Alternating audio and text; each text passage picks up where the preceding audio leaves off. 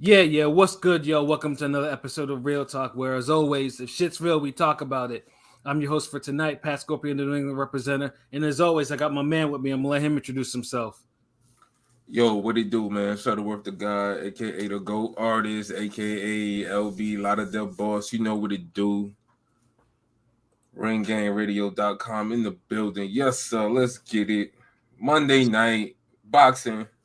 Yes, sir. Ring gang in the house forever and always. And as always, I got my other man with me. I'm going to let him introduce himself. It was fly. It's Conscious Pilot, the West Coast Avenger, number one contender preparing for liftoff. Destination Ring and Radio. Let's get it. Let's fly. Yes, No sir. pun intended on 9/11, but let's get it.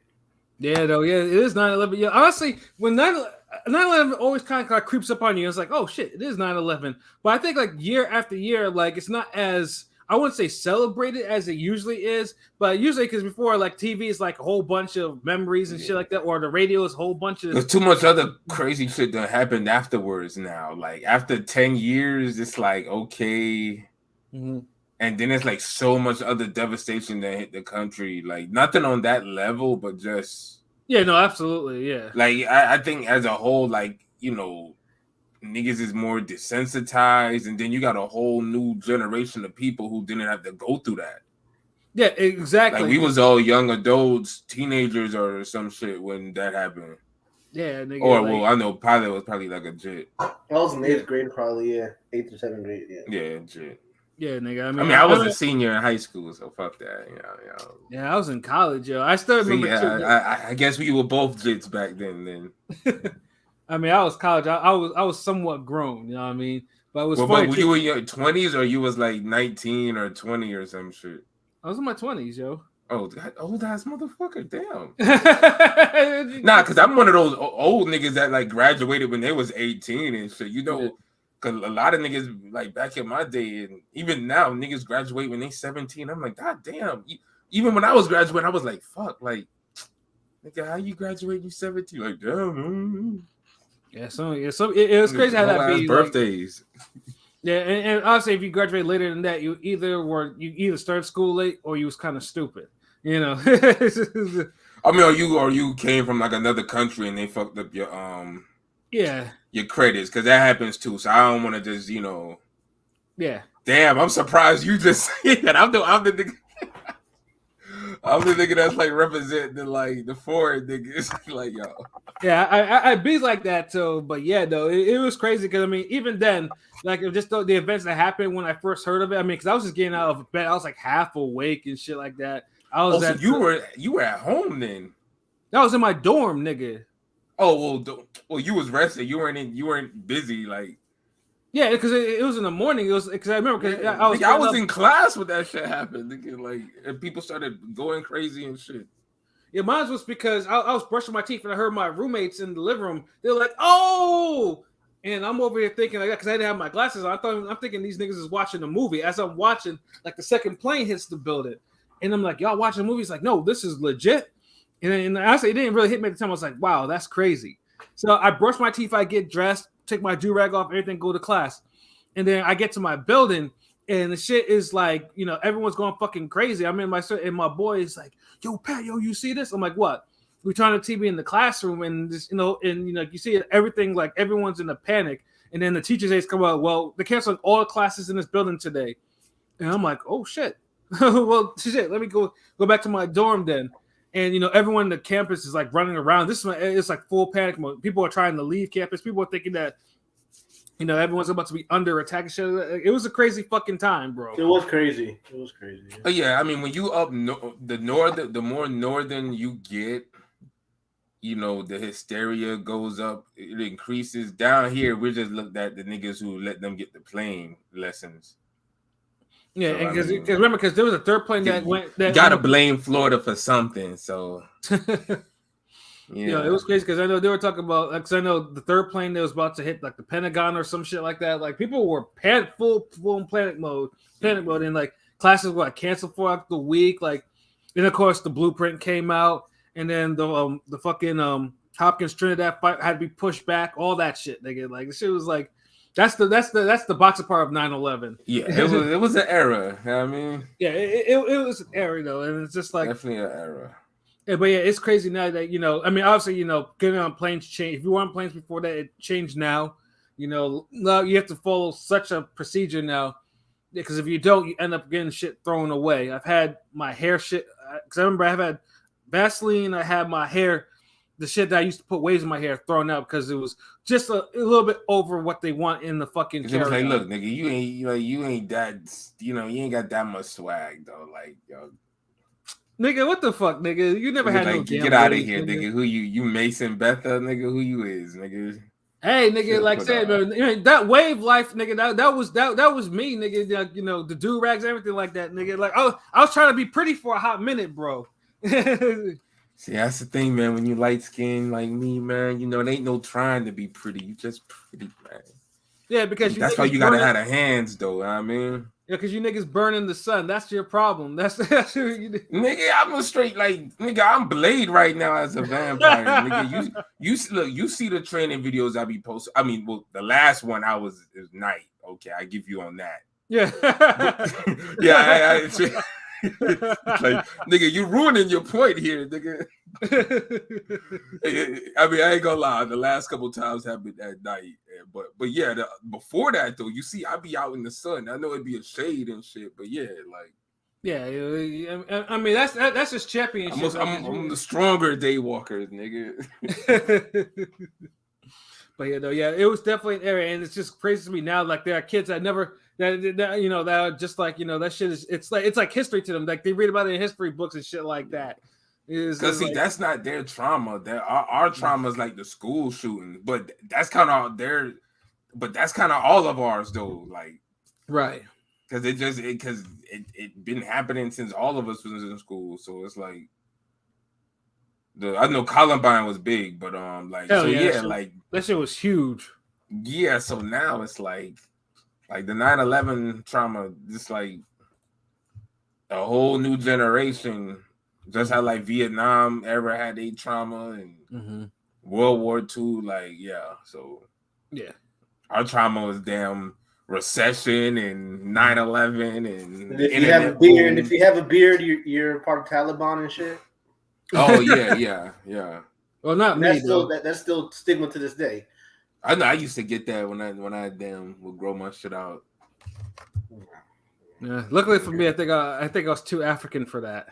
Yeah, man. That yeah, I mean, that melanin kind of help a lot of little discrepancies with the racism. Yeah, to them, when I grew my beard, it was like I was Dark Gable now, so it wasn't those Taliban shit, nigga. Like, it's like, nah, he's straight up black. Like, me, it's like I don't know what he is. Could be one of those biracial mutants or some shit, or could be Hispanic. We're down here in Florida, Exactly. South America or some shit. Yeah, man, enough of the small talk. We here boxing. I mean, we trying to wait till niggas get in the chat, like in the live. It's like, I mean, I don't know what's good. Like, well, nigga, I know what's good, nigga. Like, do you want me to say it?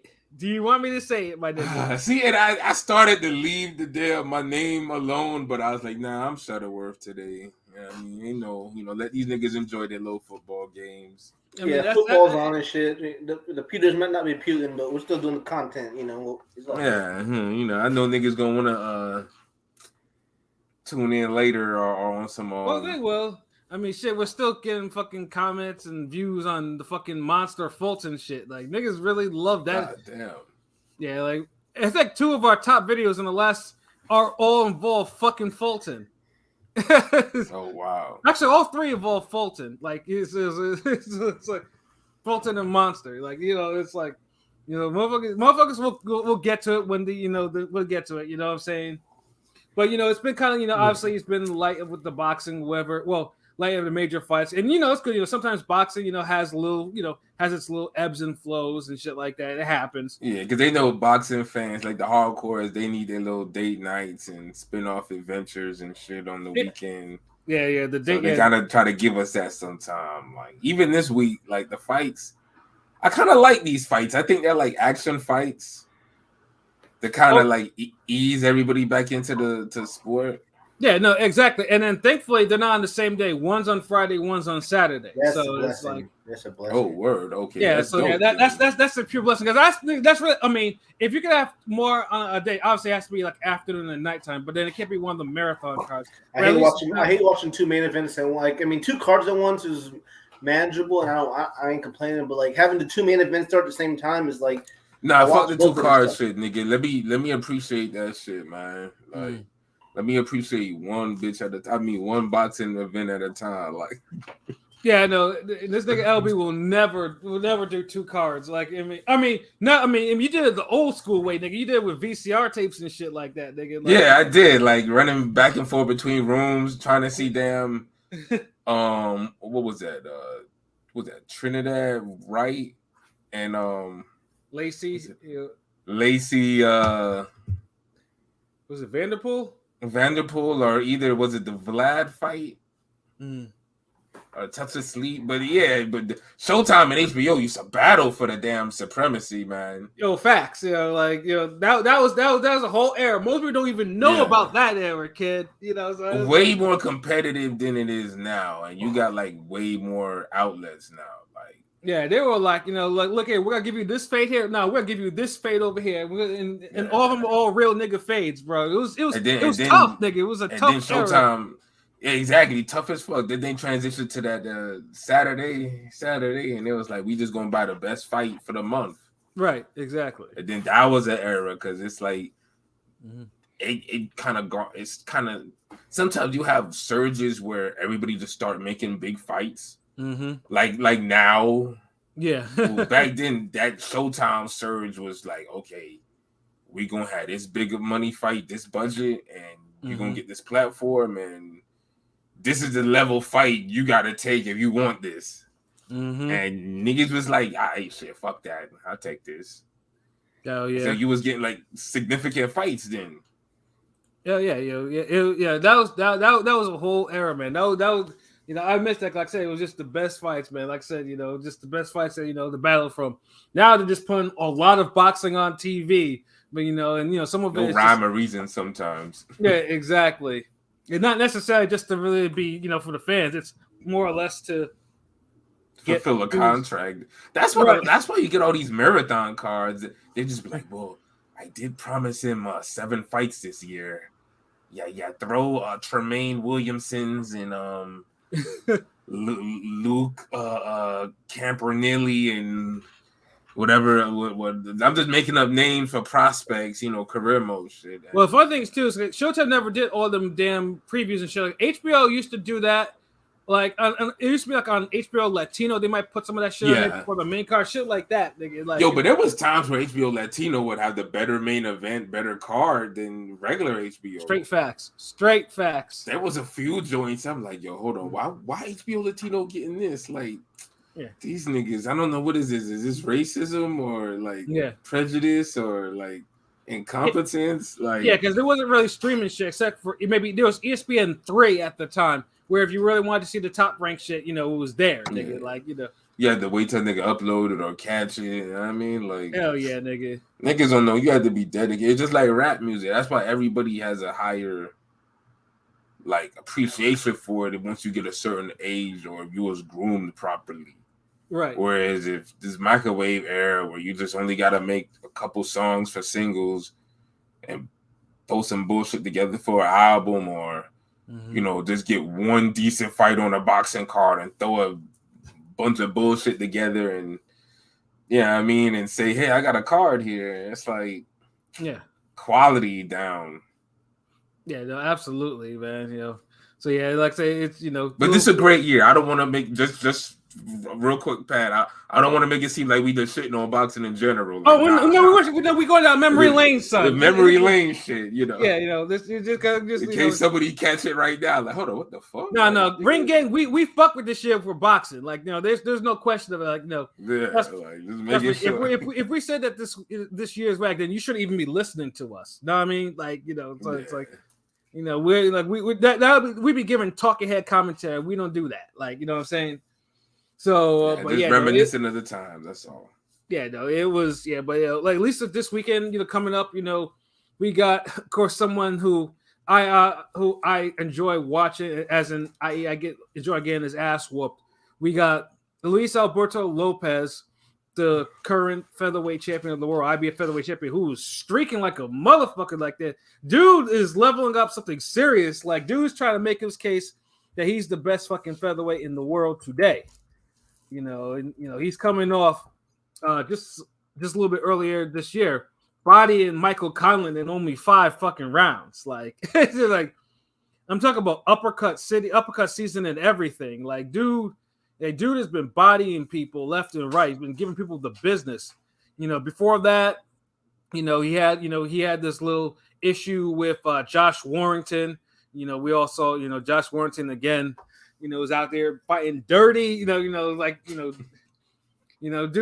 was getting hands put on him, so he had to fight rough and dirty and shit like that. And honestly, he might have been lucky to actually escape there with that title in the win, because it was a close fight. Like, yeah, very much so. I think it was just one of those where, like, I think niggas had it up. Niggas was kind of done with Josh Warrington.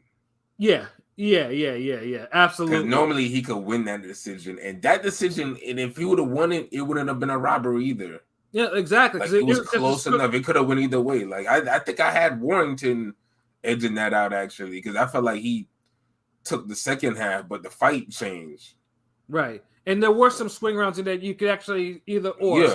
Yeah. So like, it was everything about it was close, and like you couldn't really disagree with that. So. Yeah. But Lopez has been like, dude has been on a hot streak right now as champion. And he's facing someone who's had like, I think it was this is his 3rd or 4th world title shot, something around there. No, I think it's his 3rd. Yeah, it's his 3rd. Joet Gonzalez. But he get hard title shots, bro. Seriously, I don't know. He overcard with the title shots. I don't know if he's getting his title shots because niggas Top Rank is like tired of his shit, or he's a good, or he's. Or they think fighter. He could win, or look, he's going to give you, for the most part, he's going to give you a good effort. He makes for some decent, entertaining fights. Yeah, he's pretty balanced in the skill department. Yeah, very much. Doesn't really blow you away with one thing though. Maybe he has a good right hand, like he's not. Well, he blows us away with his racism. Yes. The racism does blow you away. Yeah, if you ever heard me in previous podcast episodes, you've heard me go since his fight with Shakur Stevenson. There was a whole Shakur was dating his sister at the time, and all the little vignettes and whatever they were doing on dude. And Duke could just barely conceal his racism. It was a lot of it was a lot of dog whistles and shit like that. Bro was furious. And, it's like it wasn't on some like, niggas need to be, niggas don't need to be fucking with my little sister type shit. It was like on some like, nah, this how dare you inferior being, like, you people. Yeah, he sparred with me before. He's not that good, It was just like he needs to dress better. Like, bro is just really just seething. Yeah, like, and him and his father, they disgraced themselves. And then of course, Shakur blanks him. Pretty much like outschools him for 12 fucking rounds. More of that sweet science and y'all niggas love so much. The sweet science. Isn't that the fight that actually birthed that term, or is that something else, different fight? I think it was a fight after that. I thought that was the Shakur and the police officer. The African. Oh yeah, the Nakatia fight. The African dude. Yeah, the African dude. Yeah, Nakatia. Yeah, because it was some sweet science going on in that Joet Gonzalez fight, and it made Joet Gonzalez look like a fool. And then, of course, Joet Gonzalez, when he got a second title shot, he faces Emmanuel Navarrete. And that was a hard fight. Hard. That was a hard fight. The Shakur fight was hard, but hard in a different way. Yeah. I think his eye got physically hard. I think his eye got fucked in that fight, if I'm not mistaken. Pretty bad. His eye got fucked up. Because this is why I birthed the term, like, there was a tough racist. Like, bro needed the racism being out of him. Like, everything that Navarrete was doing was good for him. That tells him that God loves him because he had so much hate in his heart. He just needed a good beating. you know, and Navarrete the one to do it because it's like, yeah, if you keep coming at him, it's like he gonna keep throwing hands. He's a tough racist. I mean, Joet's a tough piece of shit. You know. Yeah, he is. Yeah, you know, because like he's probably the only fighter that we give a lot back at couple because that's why I say he's a tough piece of shit. He's a tough racist. You know, all this shit. Because he's all that though. Because he never went down once from that beating. And I ain't gonna lie. Last year, I thought that Dogbo fight that was basically eliminator. I thought he might have won that fight against Dogbo. I ain't gonna lie. It was close, dude. It was one of those close, could go either way fights. It was a 7-5 either way. Yeah. And you know what? I feel like that's maybe one of those fights where, like, if we had to bet on the guy who has a better future, whatever. Like maybe they was tired of Joet. Maybe it's the same shit like Josh Warrington, where niggas just like one kind of has a better story going right now. We give it to him. Yeah. Right. Lopez was already had the better momentum, where Warrington was like, "Yo, man, we ain't trying to, deal with this headbutting ass nigga no more like this." Oh yeah. You know, they needed to get that motherfucker, man, because Warrington is. I mean, Warrington. We'll be previewing his next fight in a couple of weeks. I know that's probably Matchroom. In LB's case, LB is his biggest fight on Matchroom, or the biggest fight on Matchroom right now in this fourth quarter thing that they have. But yeah, because Warrington has been crazy. Has been headbutting crazy. He's been fouling shit and all type of shit. So, but for Friday night though, Lopez versus Joet Gonzalez.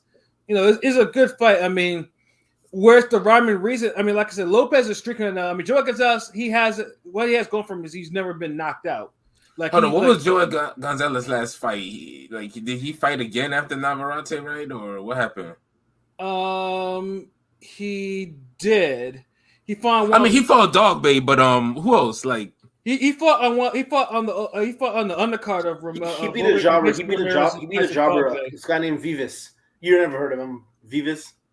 Yeah, he won the fight, but it was just one. He won. It was one of those workman-like fights. Like he beat dude up, but it wasn't anything. Couldn't stop him. Huh? He didn't stop him. He didn't stop him. He just beat him up over the distance. It was that type of fight. So he's he's not coming off a direct loss where it'd be like, what the fuck, So. Oh, okay, all right. But it's not a bad fight. This is when I heard it announced, I was like, okay, this is a little action fight. Like, no, it's gonna be action. They're gonna be throwing some hands. Like Lopez knows that's all he knows how to do. Lopez ain't the most defensive fighter in the fucking world. Like, Yeah, he throws from different angles. Yeah, he's like Navarrete in a way. He's always throwing them weird, wild angles, and he leaps into. But the thing is, Navarrete, like, there's skill behind it. Like. Yeah. Well, they both have skill, but I feel like Navarrete has more control over what he's doing and what's happening, whereas Lopez could sometimes get like streakish or sporadic with his offense and everything. But it's clear that he's a hard puncher. He's extremely he's definitely a hard puncher. Like, yeah. So it's good. That and the angles is like the biggest like similarities in Navarrete. Yeah, when he knocked out who Conlon. For title? McConlin, right? Yeah. He was timing that uppercut to land, so like there's definitely a method to his madness. Yeah, he was trying to time that shit. Yeah, I mean, poor Conlon. I mean, Conlon was already taking an ass whooping. That uppercut that dropped him was highlight reel. Like, yeah, because it's like nothing he did like phase Lopez. Like, yeah. And that shit was crazy too, because I was like, God damn, like, it's like Lopez. First, he was just walking him down, and then, because Conlon has a little pop, but that little pop was not helping him out. So, and Lopez just. But then the thing is too, Conlon was there. He kept being there for the return fire. Yeah. Like, he has enough pop if he's boxing, but he doesn't have pop for like extended exchanges and trading. Yeah, motherfucker thought he was it was gonna be like another Leewood situation. Like, he'd find his chin with one shot, and he learned otherwise that was not the case. So he learned otherwise in that same fight, because he don't have the chin or the type of power to be trading with people nonstop like he wants to do sometimes, or how he lingers in the pocket. Like he don't like. He always takes the more damage. So, but he doesn't know how to box in a way to avoid hits and still command the ring. So, and he doesn't know how to conserve his stamina either, because even before he got knocked off by Lopez, dude was gassing already. You know, yeah, Lopez good at pressure though. Like I feel like in this fight, Lopez might even stop Gonzalez. See, the thing though, Gonzalez, I mean, for his his shortcomings in racism, he has shown he could fight hard for 12 rounds. He doesn't like really wear down like that. Like he doesn't, but like it's different now. He did like beat, he did beat Tank twice. This gonna be like the hardest puncher, like best fighter he's fought in a minute. In a while. I mean, he did beat Tank. I mean, Joet did beat Tank twice in the amateurs. I know it's the amateurs. I'm just saying. Fun fact. So he got skills, I mean. Yeah, no, Joet has skills. Yeah, he does. Like we said he's balanced in the skill department. Like he has a good right hand, left hook. Like he's not the fastest, he's not the strong. Like, but he's physically strong for the weight. All of that, like durable, tough. Like he got attributes. But I'm just looking at trajectory. The whole total sum of things. Like he's gonna be slower than Lopez. I don't think he hits as hard as Lopez. Yeah. He's there to get hit with the angles. Lopez has better footwork and could use the ring better. Mm-hmm. Like his agility is a lot better than Joet. So now the only thing with Lopez too is even Lopez has it. I mean, his gas tank has shown that it could he would need second one too, because not Warrington fight. Warrington was wearing him out. Like that's why Warrington was able to come out. Like Lopez has shown. I mean, Lopez he hasn't really shown he can fight 12 hard rounds yet. So that's one of those things. It's like Joet. In order for Joet to win, Joet's going to have to probably weather the storm in order to really, really. But I think Lopez could put the type of punishment on him in the first half that might make the ref be like, "Yo." I mean, I'd be shocked if that was the case, because, like I said, I mean, you know what? Let me go see what this knockout prop is looking like. Because, like I said, Joet is tough. He's never been down as a pro yet. But it's just like, but you can see too, because it's like, I mean, Joet Gonzalez is, he's faced Navarrete is the best puncher Joet Gonzalez has ever faced, and Navarrete couldn't drop him, not even once. Although but Navarrete literally broke him, like cracked his shit, like he beat his ass, like everybody else put hands on him, but it's like Navarrete put hands on him, that everlasting hands. Right, everlasting hands. Like you feel them shit like them Trinidad hands, nigga. Like them hooks stay with you. Yeah, I mean that was the only time Dude Dude was salty after Shakur. He was buckling in that fight too. Like he was being rocked. He felt them shits. Yeah, and it's the only one of his losses where Dude was like really humble because he got his butt whooped. Whereas the Dog Bane Shakur fights, Dude was he was salty as shit, but he was not giving no props. But what's the common denominator in those two fights? Right, the common exactly. I'm just saying, message though. I'm just saying, bro. Yeah. I mean, he'll give the dude who almost killed him a better. Right. The thing is, it's like he was competitive with Navarrete, but it was just they're like two levels apart. Right. He was more on Dog Bay's level. That's why that fight was so competitive and close. Exactly. But Stevenson and Navarrete, like, nah.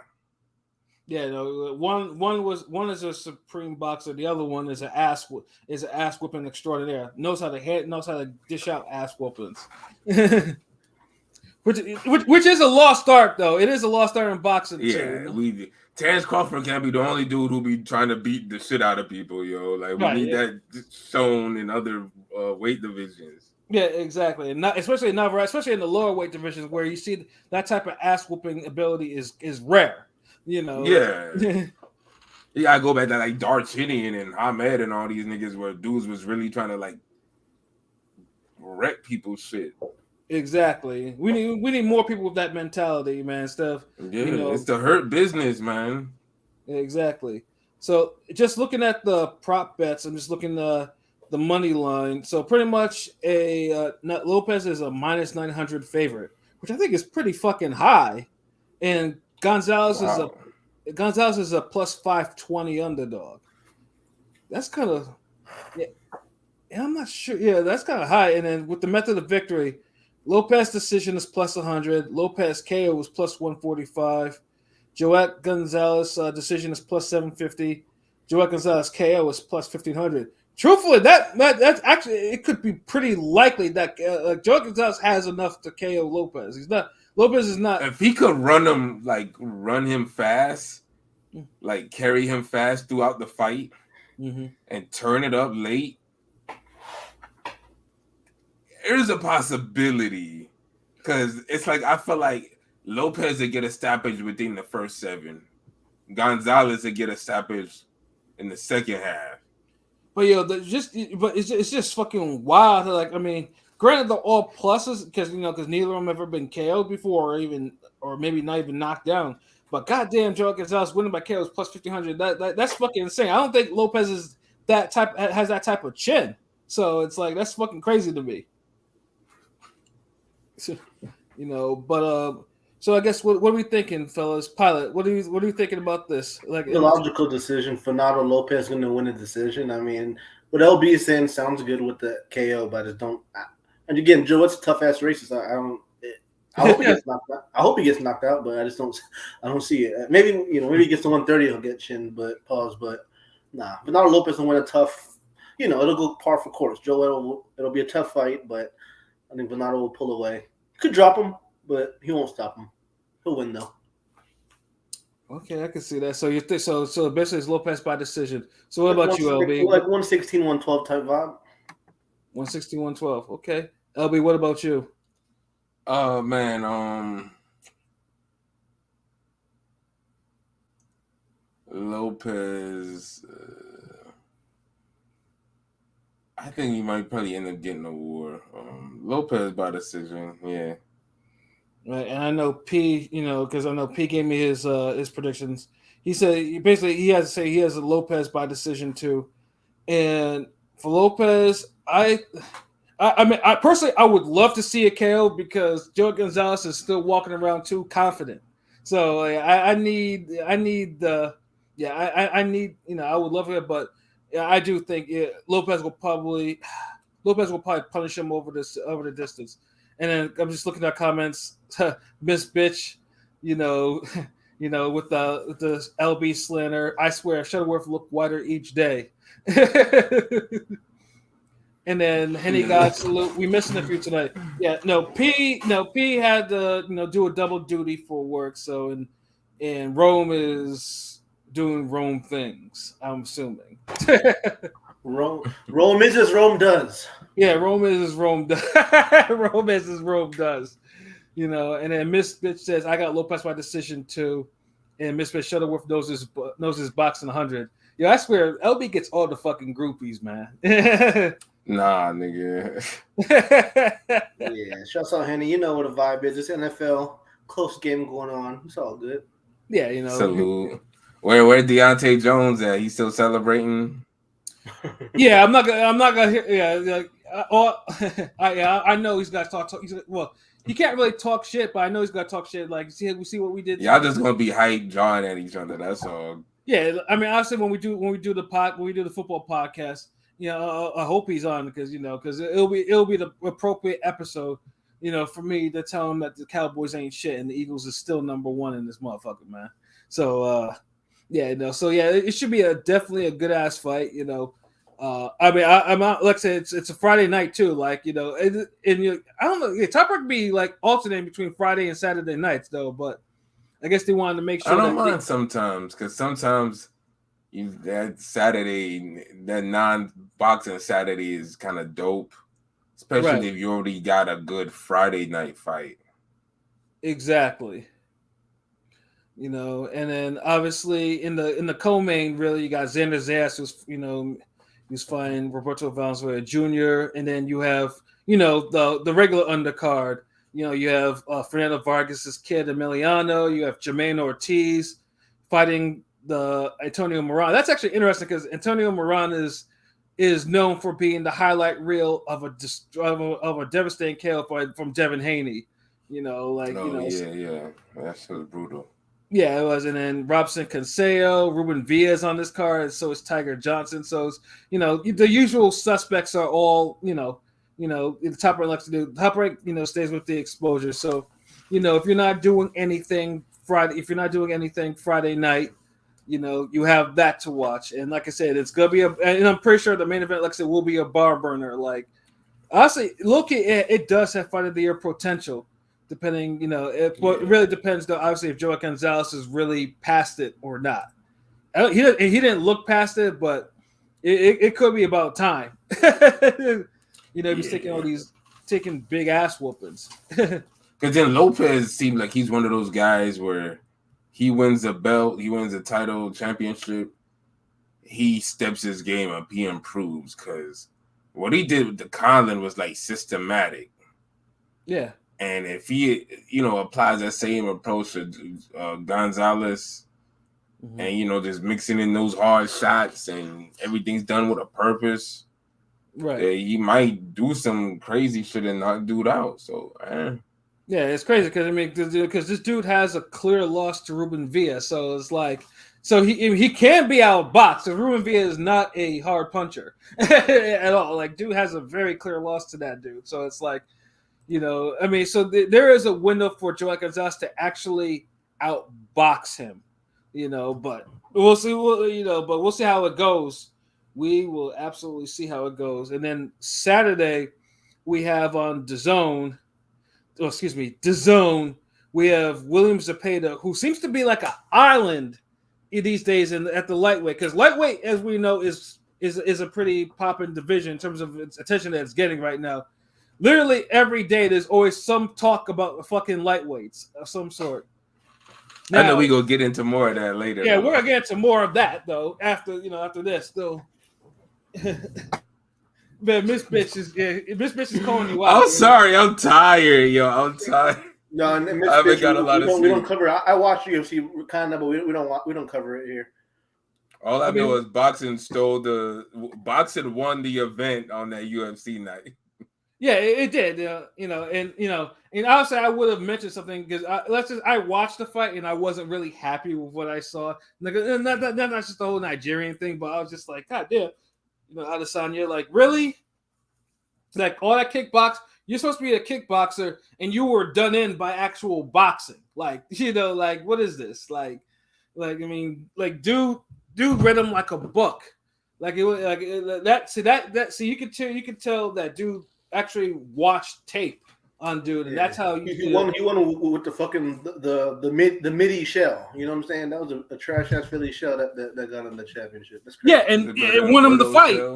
It won him the goddamn fight too. That's the thing. But other than that, the UFC. I mean, I watched it. It wasn't really popping like that though. But I had to watch Adesanya fight though. I absolutely did. And then Henny guy, I feel I just woke up to head to work. Oh man, all that late night shit. I mean, this nigga's a vampire too. You have to understand though. This motherfucker LB, he be sleeping at the weirdest hours. When niggas are sleeping, like I'm I'm sleeping. This motherfucker is awake. That type of shit. Like he out there. Yeah. And when niggas is going to work, he's about ready to go, take a 2-hour nap or some shit. That's how you do, man. Nigga, that's that blade shit, nigga. That's not non-blade shit, because blade is different. Yeah. Shuttleworth is if Blade was light skinned, I mean, like the timing would be off, like be different. But yeah, so back to the Zepeda. Like I said, Zepeda, we all know is definitely a top lightweight. But I don't know. Oscar's been moving him kind of funny. Like Oscar's not been giving him the type of fights that he needs to take it to the next fucking level. Well, this fight ain't bad. It's a little action fight. It's like an action showcase fight because didn't Gesta kind of earn? He beat JoJo. He beat JoJo Diaz. He did.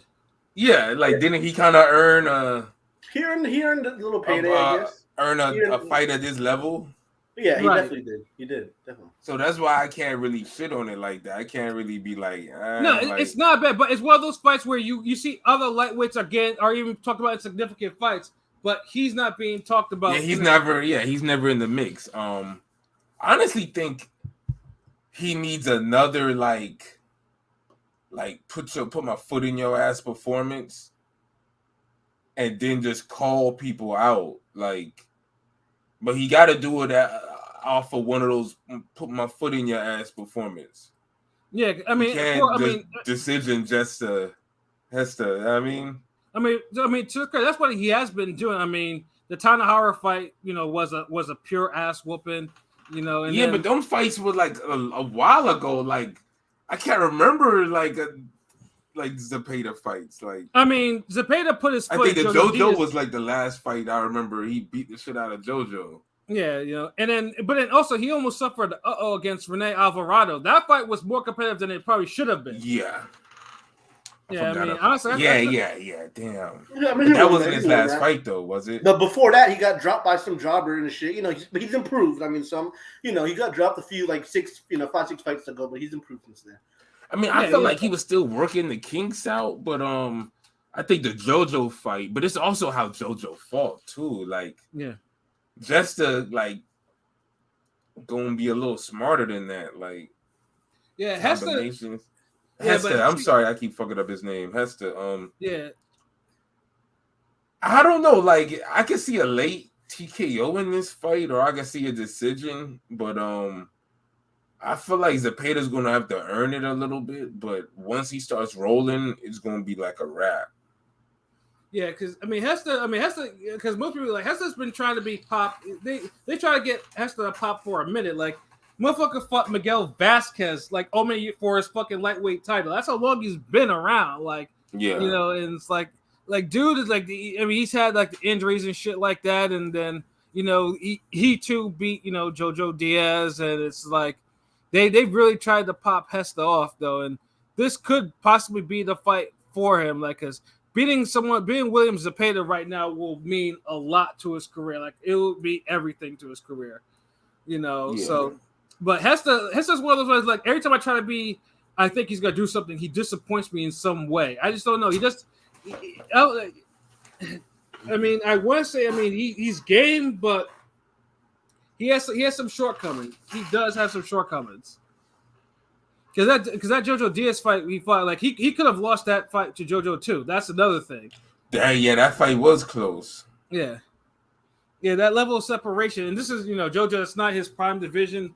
Jojo's not knocking anyone out or anything like that. So it's just like, and I see Zepeda beat the shit out of Jojo Diaz. So it's like, yeah, and Jojo kind of fought the same fight in both fights. So. Exactly. You can't really say like, oh well, Jojo fought him different, or he was more prime, or nah, it's pretty much the same old Jojo in both of those fights. Like, I think tweets where him and Tevin Farmer were going at it, and I'm like, yeah, that's about the last great looking Jojo. Yeah, no, that was the Jojo that did, that was before Jojo kind of went to the degenerate route. Like, that was a Jojo that looked like a fucking Olympian. Like, you know what I'm saying? Like, do a nasty cut too. Exactly. That was just so yeah. So pretty much, they're both coming up, with Jojo wins and stuff like that. So, LB, you're pretty much thinking that. Actually, what do you think for the result for this fight? What's the name of this fight again? Gesta versus Zepeda, bro. Oh, okay, yeah. Shit. Zepeda got this. If he's trying to make a statement, he got to stop Gesta.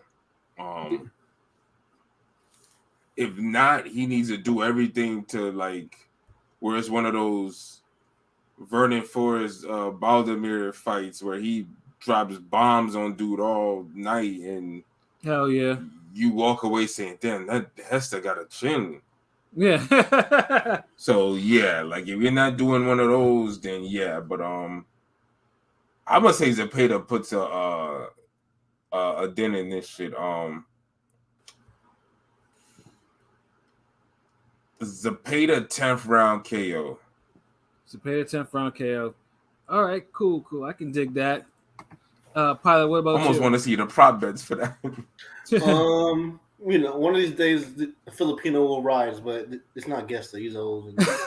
Yo, nigga, you never back your Filipino. Because I mean, logically, who's gonna pick Zepeda over Gesta? Come on, man. Really. So yeah, Zepeda round 8, KO, TKO round 8.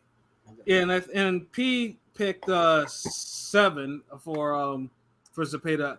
I actually agree with you. I mean, I actually picked 10. I actually do think because Gesta is tough enough to, but I do think he's going to get beat down. Yeah, because his defense ain't really the best like that. He's there to be hit. Hell like no. JoJo was tagging him. Mm-hmm. He's just going to move his hands, but it's going to be one of those things where it's like not enough firepower type of fight. Right.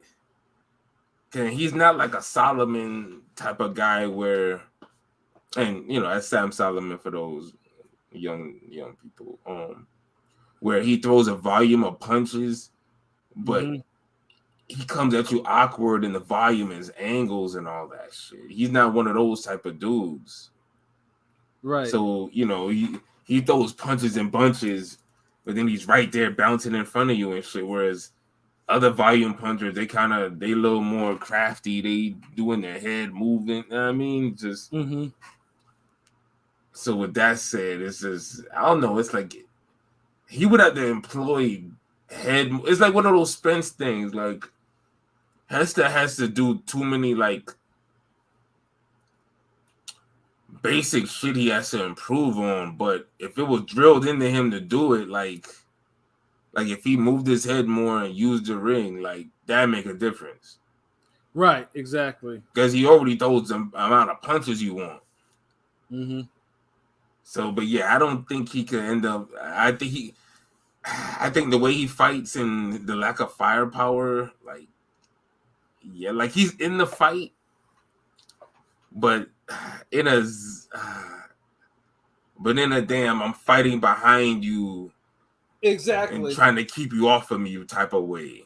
Yeah, I mean that's what Gesta did against JoJo Diaz, and JoJo Diaz has a less than a 50% KO rate. So if you can't do that, if he's fighting behind JoJo or tries to or stay with JoJo, someone who has like 80-something%, like that's that's different. And that, I mean, like I said, so I mean Gesta, honestly Gesta will make a statement. So the KO props for that fight aren't available yet, but the money line is. So Zepeda is minus 1,200 is a favorite, and then Gesta is plus 660 underdog. So it's not bad. Hold on, say it again. Say it again. I'm so sorry. Yeah, Zepeda is minus 1,200. Okay. Gesta is plus 660. Damn. Yeah. What they got for Zepeda KO? Now the prop bets aren't out yet on FanDuel. They'll probably have to wait a couple. Yeah, they I don't know. They release them at different days. They'll probably release it tomorrow or some shit, nigga. So it's like, but like I said, I guess even after this fight, you gotta know like Zepeda has to be put into something, it has to be into a more significant fight. Like lightweights is hot right now, and we're about to go into the lightweight. We're about to go, to chastise a certain lightweight's actions shortly, but people need to be mentioning fucking Zepeda's name out there because that motherfucker is a top 5 lightweight. Like people need to mention his name. He's still, I feel like he gives everybody a tough fight. Like even Shakur Stevenson. I feel like him and that guy we're going to talk about soon are kind of like neck and neck fighting for that, that 4th and 5th spot type of thing.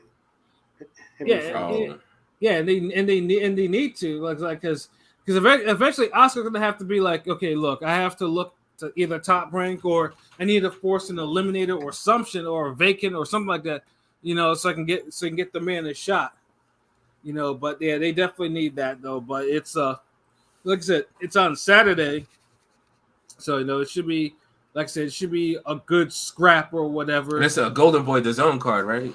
Yeah, of course. All right, yeah. What time it start? Like at 8 o'clock? 8 o'clock, yeah. On the East Coast time. For Pilot, it's a little earlier than that. Pilot, it's like, You know, it's pretty much before dinner time. That type of shit, nigga. So, you know, but yeah.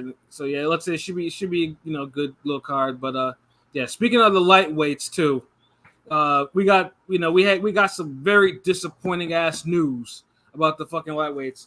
Now, before we were this nigga right here, before we nigga, you was fucking creeping me out there. You on some pilot shit with that shit, nigga. No, I'm sorry. Like, I'm just trying to like stay up. Like, I know any guy you struggling out there, man. Keep your head up, bro. Twin, what it do, man? Like, it bees like that, But and this is our last topic, just before we get up out of here. Oh, hold on, wait. Before I forget, I'm sorry because it's the last topic. Shout outs to my dude, Tang Shang. I ain't seen him pop up in the Sang Sung. He got he won't be around. I know he be switching the name backwards and shit like Sang Sung. But yeah, because it's his birthday today, so salute him. Oh, salute! Happy birthday today. Salute, so happy birthday, bro. I know he like Mortal Kombat #1 fan and shit. So hell yeah, enjoy that when that drop. I think Friday.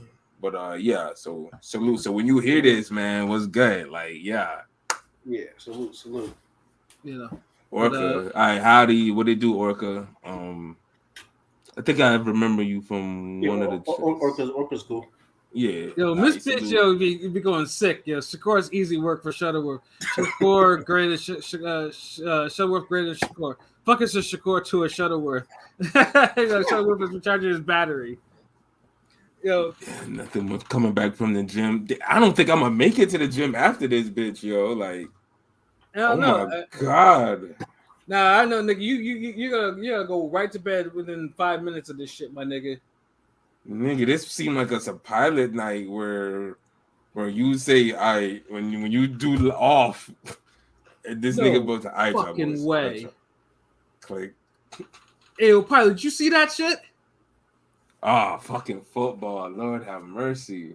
Oh wow. Oh, pilot, you see that shit? I'm seeing it now. Did he go all the way? Hell yeah, oh my god! Yeah, nigga, did you see that shit, my nigga? Oh my god, nigga, did you see that shit? Yo, they should have not won this game, bro. Like, that's you insane. Fucking serious? I know. This nigga P's probably wilding out right now. That's fucking insane, bro. Yo, that should have not happened, yo. Who ran that back? Okay, back to the topic. Yeah. I mean, what happened? God damn. He ran it back for a touchdown overtime. He ran a punt I'll post the video in the chat later, nigga. That should have not happened. It was a punt return on a touch in overtime. In overtime. Yeah. Oh wow. That was a long. Hold on, they won the game off of that, or yeah, it's over. Yeah, it's over now. Hold on, who won? The Jets. Oh, okay. Even though Aaron Rodgers went down with first. King P should be happy then. Yeah. Yeah, no, that should have not happened. Yo, my God. The Bills are washed. Fuck the Bills. Oh, P's on AOP. What up? Oh, now he's what's going on? What up? P, I know you just saw that shit, right? Yes, I did. Perfect timing. Word. Oh shit, yeah, but I excuse the digression, but I couldn't help but to like. Damn, I almost was about to say, damn, you should have had the Twitter poll ready, bro. Like, if you would have popped that and led with that, I'd have been like, oh. That shit is fucking crazy. But well, back to the lightweights. So they announced earlier that Shakur Stevenson and Frank Martin were going to fight.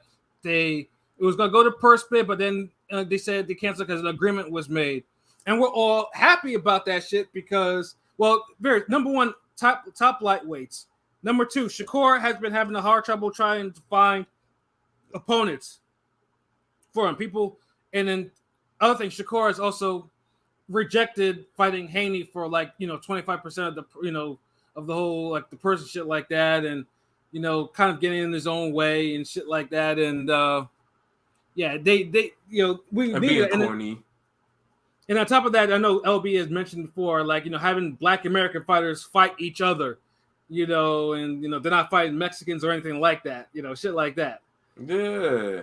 Like, don't you get tired of seeing that all the time? Like, god damn. Always got these damn Euro versus niggas fights or Mexicans versus Euro fights. Yeah, I was Mexicans hyped versus to see niggas. too. Well, I mean, some people consider Shakur Puerto Rican, right? No, man. I don't. He's half Puerto Rican. He's half, but I mean, yeah, I know that, but I mean, he's still black. He's still black. So. He fought for the USA, and I mean, come on. I know he's Puerto Rican. Yeah, exactly. But I mean, yeah, I didn't believe him getting ducked until I didn't really avoid the whole Shakur's getting ducked until what happened right here. You should have took the Haney fight. We wouldn't be having this conversation. I feel like Shakur needs to probably move to 140 soon. If after he gets his strap or something, he's gonna have to map out 140 pretty soon because he ain't getting no fights at lightweight, bro. Yeah, though. Because it's getting to the point because it's like, okay, Frank Martin stepped up. This is good. But then, then like 4 days later or so, we get Frank Martin says, "Oh no, this fight's off." That Frank Martin didn't. Niggas say Shakur priced himself out, but I thought it was agreed. So what is that? Well, see, here's the thing. I'm not like now. I'm wondering, was it really agreed? Because I mean, purse bids get called off all the time, and a lot of times they don't like. Just because a purse bid gets called off doesn't mean a deal was agreed upon. So, and nothing was done, no contracts were signed, because obviously you can't just agree to a contract and then 3 days later say, I changed my mind. So there was now it makes me wonder if there was really any verbal agreement in place to begin with. But I know most people are talking about Coppinger reporting this, but it wasn't just Coppinger just reporting this shit. Everyone, there were other people that are more trustworthy news. I'm pretty sure Jake Donovan reported this shit too. It's so it wasn't no bullshit. But it's disheartening. But here's the thing: an agreement is reached.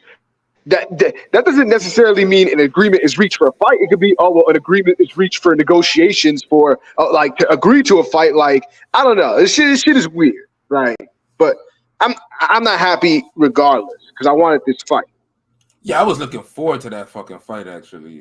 I was hyped for that. And now it's the only way I feel like y'all said in the chat, if we get the Tank and Martin fight instead, then hey, I ain't complaining. I'm happy for that too. But just give us something already. Shit. Yeah, but I mean, obviously there's been a whole bunch of theories about it. I mean, obviously the most common theory is, Derek James being Frank Martin's trainer and report the PBC is not really keen on having him fight Shakur and possibly losing to Shakur, especially in the aftermath of Crawford and Spence. That's one of the theories that's been running rampant. And then then we especially with a Wilder fight on the horizon with Joshua. Yeah, so they're probably looking at all of that damn.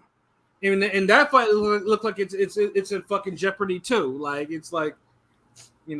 minute we're close. The fight has to actually be getting made to be in jeopardy. That shit was always seemed like a pipe dream status.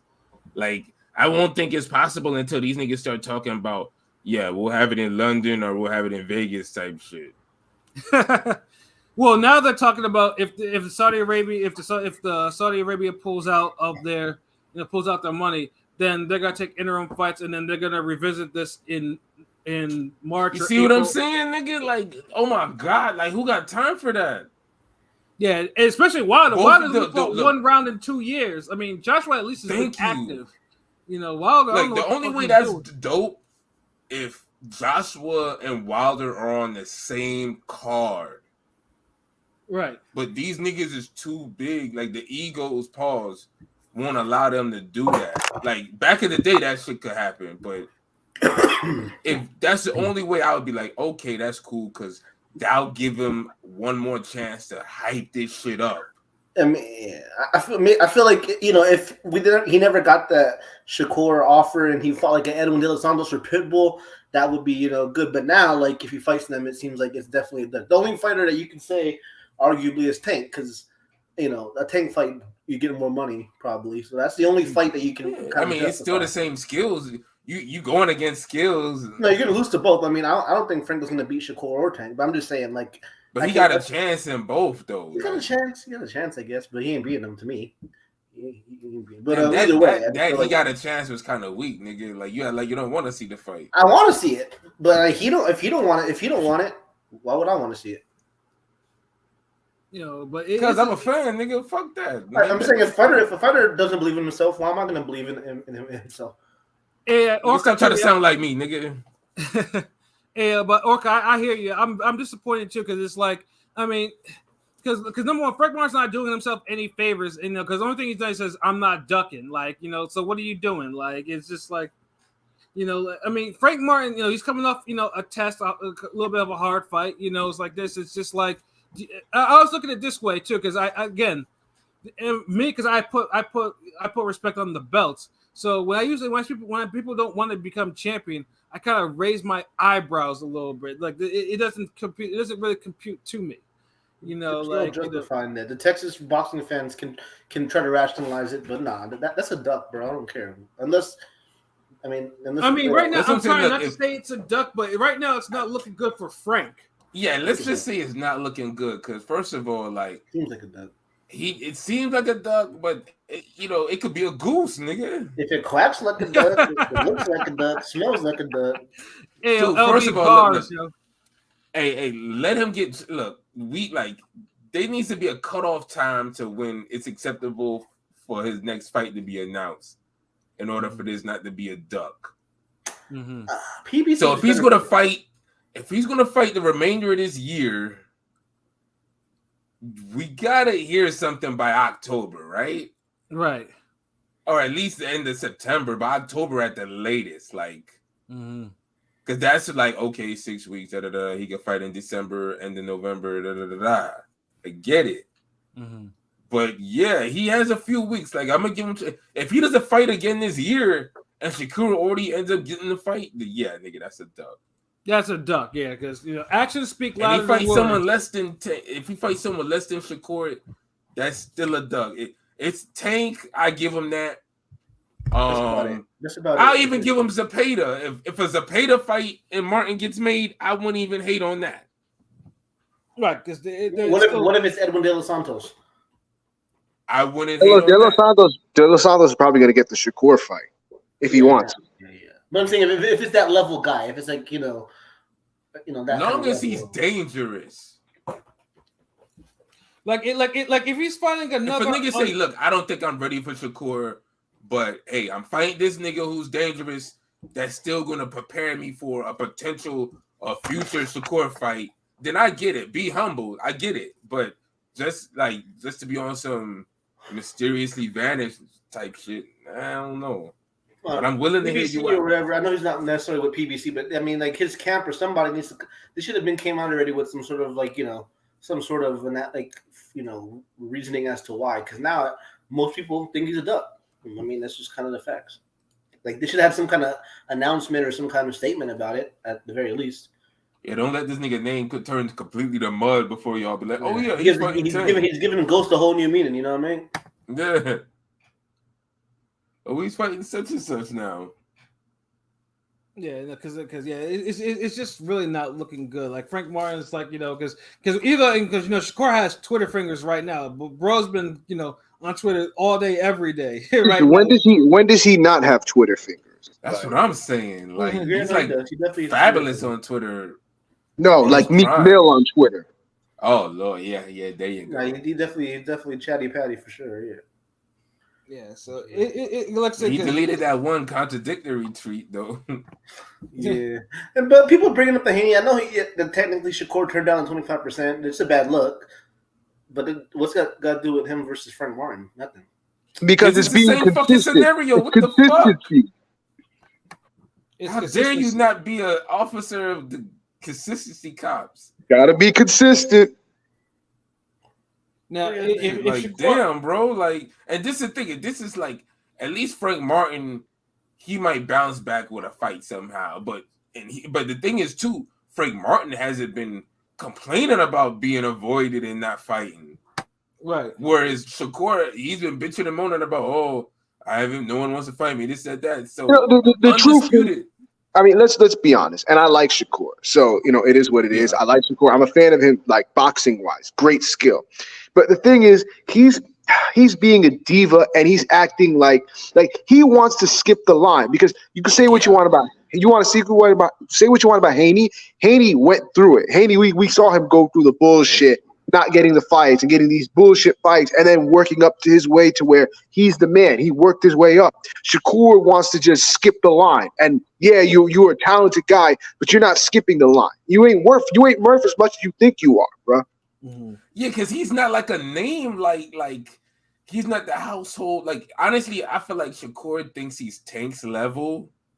He's not, and he's not Haney's level either. He really doesn't have that much to offer people.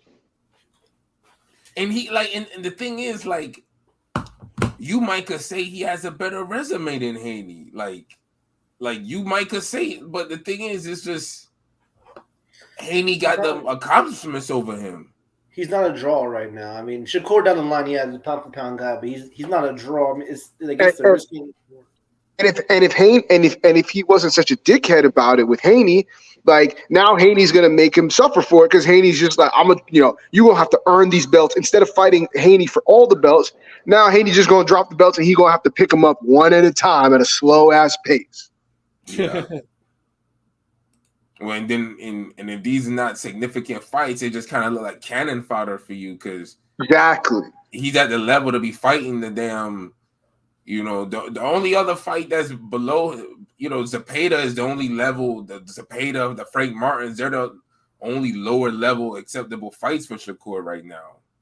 Or Isak Cruz, but Isak Cruz not fighting nobody yet. So. Yeah, exactly. So it's like you want to see him in there with the TOs and the Tanks and the Haneys, but it's like if they can't make the fight, they can't make the fight. And remember, Shakur, the one that's been complaining the most about being avoided. So I feel like it's on him to kind of, all right, okay, let me take a few points off the package. Let me ask, lower my asking price. Let me try to just get shit done. Haney had to do it. Yeah. And Shakur's already he's had the Valdez fights. He's had a fucking Heron fight. Like, he's had big fights. So it's like, come on, bro. Like, you're not that guy yet. Right. He wants them big money fights, because he's basically in a damn Drake deal. He signed to 5 guys. God damn. He ain't getting no money. he got to split it with all these people. But that's the thing. It's like, he has to raise his profile. Like, a lot of these niggas, they gotta humble themselves and just be on some old school. Like, look, man, let me just be on some James Toney shit and fight 4 and 5 times a year, take less money, and just start knocking motherfuckers out, talking cash shit, calling niggas out. Get your bread on the popularity endorsement side, your name constantly buzzing, but just being out of the damn sight and just, only fighting once or twice a year, and then the rest is just being on Twitter beefs with niggas. It's like, that ain't gonna keep your name alive. Right. You're not upping your value either. Yeah, because the last news we heard about Shakur was complaining about the lack of pub on that Showtime on the All Access type shit, the after, And that shit wasn't. Yeah, he's known for always fucking complaining now. Yeah, or I mean, it could be a. Shakur has main character syndrome, and it's kind of annoying. No, he's annoying. I mean, like he's diva level, man. He can either be a boo-boo Andre or be like his big bro Bud. I mean, there's kind of like right now, there's like 2 lanes you can go into. You know what I'm saying? Both little, I'm just saying, like, in a sense, it could either be a Andre situation or maybe a Bud situation. How about he go straight forward and just become fucking Miguel Cotto, nigga? You gotta do something. Canelo. You gotta do something, though. I mean, again, I think, he'll eventually get the WBC whatever title 135, but I think he needs to map out a 140 soon, because 135 right now, there's nothing for him, clearly. I mean, nobody wants to fight on 135. I mean, he had a fight with Haney lined up, but Yeah, that's true. That's about it, though. And it was a fight they could make where Haney could have at least probably could have done. I mean, Haney probably would have done a 1-fight deal with Top Rank, instead of pursuing now. And he ought to drained weaker Haney. Like, oh my goodness. Like, Mm-hmm. do niggas need to see Corey Spink Zab Judah rematch? Sometimes you just gotta take the lower, but you're fighting the guy who took the lower end. Like, yeah. I just don't get it. Like, I'm up here talking about learning a lesson from years ago when it's like the lesson's right in front. The lesson tried to fight you. Right. I don't know, man, but yeah, like this corny nigga just need to like stop being picky and on some diva shit. Fight somebody already. Like, I feel like the Frank Martin like pulling out of the fight's almost like karma for this nigga. Right. Even though it's coming at the expense of Frank Martin's reputation right now. Frank's now has to show and prove. Like, yeah, if you're gonna be pulling out like this. But that's the thing. Like, Frank Martin's always had to do that. That hasn't really changed for him. And everybody already kind of was on him for like having a hard fight with the last fight. Yeah. So it's like yeah, he's being shitted on now because of Doug, this, that, but it's the, like mentality wise and what he has to do in his career, nothing's changed. With Shakur, it's like, damn, that's just another potential opponent you got went away. Right. So he the one take, and we don't know. Frank Martin might actually get us a Tank fight. That's the only justifiable, in my opinion, only justifiable. Even if he gets an Isaac Cruz level fight, I mean, even if he gets an Isaac Cruz fight, that's still a good fight where it's like, you know what, fuck it, like. Because remember, y'all niggas already saying Shakur supposed to beat Frank Martin. Like, is he gonna like niggas talking about he gonna school him and all that shit? So. Don't get broken hearted if the fight don't happen. But then let's see with Frank Martin. But like I said, if Frank Martin fights another unknown European, then yeah, he's gonna have to get a lot of smoke. He's gonna have to get all the smoke. Yeah, he'll deserve some smoke. Like, if it's some unknown nigga, like, nah, you just fought an unknown dude. If he runs it back with Artem, nah. He pulled that out. He good at that. Like, that's one of those future rematches. Like, if both keep looking good. And you're like, you know what? Y'all could get it on again, but nah, not right now. Like, nigga, Tank fight or Isaac Cruz. If not any of those, I was looking forward to that fight because we got the Charlo Canelo coming up. Yeah, I was too, nigga. I was hyped. Yeah.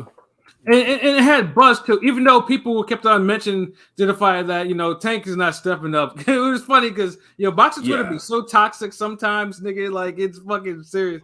Like, nigga, dude, Tank is the fucking face of boxing. He be damn trending during UFC events and shit. Like, nigga home done been locked up, chilling now, still be trending, running the sport, no fight lined up, just rumors. Yeah, exactly. Oh, fucking speaking of Tank, man, R.I.P. Coach Stafford, yo. Mm-hmm. Yeah, rest in peace to Mike Stafford. Definitely. Yes, I didn't want to forget that, yo. I'm sorry if that just got in the middle of this shit. No. That's but I had to remember that. Yo. I had to say that. Yeah, so R.I.P. man, rest in power, peace, all of that. Like, you will be missed, man. A real good contribution to a lot of boxing future greats and the youngins. So he stayed out of the fuckery of the youngins that he trained, like, which is no small feat. That's true too, because some of these youngins they'll draw you into their fuckery. So he never was on that bullshit, which is cool. Yeah, and it's good to see that the boxing world, outside of the people he trained, have been really giving him his props. Yeah, like saying that how much of a good dude he was. But yeah, that's definitely definitely rest in peace, Coach Stafford. So absolutely, yeah. Oh shit! Shout out to Oka. I feel like a lot of American fighters feel like they're bigger draws than they actually are. Because they get paid like they're bigger draws than they actually are. That's the problem. Yeah, Shakur. Some of the Shakur paydays sound a little crazy. I mean, now I know Jay Prince is is good for but I don't know. Define crazy. Tell us he's paydays. So. I don't know, like he's able to like miss the scales and break off some of his bread for a fight type of shit. I don't know, like flexibility. I don't know. I don't know the pocket. I'm pocket watcher. I'm just saying. Word. No, I'm saying I just had to make sure because I'm like that. The way you said it, I was like. But I mean, if they say Frank was making $1 million for this fight, arguably or whatever, that's the big thing. Mannix was saying, his purses before that were like not even $200K. So it's like, here's the thing: how do we know he was going to get that? Because, like I said, they were going to fight in Nevada. Nevada State Athletic Commission does not disclose purses anymore. Like, I know. I'm just saying, Mannix. Well, Dan Raphael still exposes them. Yeah, but I'm saying Mannix said that it had to be his biggest payday of his career for sure. I feel like if he'll get $1 million with Shakur, he'll get fucking the 0.5 with Tank or $2 million. Yes, that's what I'm saying. So like, it was clearly his biggest payday. Whether or not it was $1 million or not, it was definitely his biggest payday because he ain't getting the same payday against a guy like Artem or Michelle Ali. You know what I mean? Them niggas, I heard niggas was giving him like $30K for that. No, I could see him getting like maybe like $1 million or maybe a little bit less with Tank, but with like incentives. Like because I think like if he would get $1 million with Shakur, I think it would be $1 million flat because you know how like Top Rank likes to do that with like when they offer people like money on the other side, it's always a flat fee, no upside, no nothing else. Mm-hmm. Even though they know you gonna sell the fight and shit. Exactly. Yeah, Martin's biggest purse, like supposedly Ali Rivera's like $75K to $1,000. I mean $100K. I mean, you know that he made well over. He was getting well over that. You know what I mean? Well, or at least Frank Martin doesn't think he's bigger than what he's actually is. Yeah, that's for damn sure. Yeah, because he ain't getting the paychecks like that. And I feel like he deserves them. Like I would think he would have made like $100K a couple times by now. Yeah, exactly. I mean, he at least got 500. I can maybe agree on that. At least for the Shakur fight. So he's 28-29, turned down a title fight. Your biggest payday. I'm sorry. I'm gonna call it a duck until I hear something else. Well, I'm trying to hold up, but like I said, I mean, really, it's gonna be confirmed on what their next moves are. Like who they actually get in the ring with next. If Martin gets in the ring with another guy that's slightly regarded or not known, then yeah, it's a duck. If Shakur is in the line. Shakur is gonna be getting a shot at the vacant WBC belt. So it's not like he's not ducking. It's just more or less that's on his plate. It depends on who he's gonna fight for that belt for him. Well, I mean, De Los Santos is up next. He's been on Twitter always calling him out. He's pulling up at the fucking Newark Prudential Center. I'm here, fight me. Well, if he gets the call, he better answer it. He's like, I'm in your hometown. I'm in your home city, Shakur. Talking all that shit. I mean, I don't even mind that fight. It's a good fight. I wish these niggas fought more because you only fighting twice a year, and that's the level of fight you're fighting, and you're supposed to be like, one of the best in the division, one of the future all-time great pound for pound, yada yada yada, and it's like, right? Damn, nigga, like. You would almost have like a Tank year, but without the buzz. Really, honestly, and then think about it. Like Hector Garcia is better than Yoshino and Frank Martin, or at least more accomplished than Frank Martin and Shakur's opponents. And you know what I mean? Mm-hmm. Yeah, but wow. Yeah, no, it's disappointing because, like I said, because boxing again, boxing is on an up year or whatever, and outside of the heavyweight division, and it's like it's one of those divisions where it's just like everyone's just trying to make the best fights possible, and that was one of the best fights possible. So it's disappointing. Now I would love to hear that. Hey, it's back on. We settled this shit and whatnot, but. I doubt that it's gonna happen, but yeah, it's just like, like I said, more American fighters need to be fighting each other rather than fighting someone unknown, or especially fighting someone unknown. Now, if they're good, if we recognize it, we obviously will recognize it. Hey, they're good fighters, so that's what it is, But yeah, it's just like it was the type of profile that, again, like I said, because it would have just raised their. It would have buzzed. It would have buzzed hard enough to like, people will actually want to watch it or actually go to this shit. I mean, I think people were actually planning on going to this shit for that matter. Yeah. You know, but Orca saying at least we got Handy Prograde. Handy Prograde is still. I mean, they announced the possible date, but until I see the poster, you know, at least a poster that says, you know, the poster that's in that we get our Ring Gang email when Matchroom does their press releases that this is a thing. Then it's just like it's whatever. I mean, it's nice. It's in December. It should be a lot sooner. But you know, because like I said, fighting 2 times a year is just it's a practice that I hope that it goes away like in the next couple of years or so. Unless, of course, you know, someone has a hard fight. You know, I'm not saying if you have a hard fight and fight of the year level war and shit like that, and you know, like yeah, that's fine. Yeah, fight 2 times a year, like you know, do that. But if you're not really doing that, you know, then damn it, every 3 months you should be fucking fighting, especially if you're a young fighter. And then just keep the buzz going. Just all right, and talk your shit. You fight 4 times a year. You call out somebody different each time, nigga. Right. And yeah, shout out to Joshua O. Stevenson versus Gonzalez is one of the worst grudge matches in recent memory. Facts. Mm-hmm. Well, worse than what fight? Well, because the fight was not exciting. It was one-sided. It was a boring one-sided. Like it wasn't like Gonzalez like Shakur just sweet scienced him to death, and it's like yawn. Yeah, It's a grudge match. If niggas' best friends is giving us fight of the years, then what the fuck, motherfuckers who hate each other supposed to give us? Yeah, I mean, boxing has a long history of grudge matches that the buildup was there, and then it fights out to be like a dud for a lot. You know what I mean? Hell, just look at Baumgartner and Mayer. Like that fight was cool, but for the amount of shit they were talking to each other, that should have been throwing fucking down. You know, but luckily Shields and Marshalls held us down with that one. They really, you know, they held it down on that tip. Hell yeah. You know what I'm saying? But yeah, hopefully 135. That was the real grudge match that day. Yeah, it was because it was mad emotional, all types of shit like that. You know, whereas these two were kind of like they fought like they had discipline, and you know, it just didn't call for it. Yeah, I ain't with all that shit. With a fight shit like your life on the line.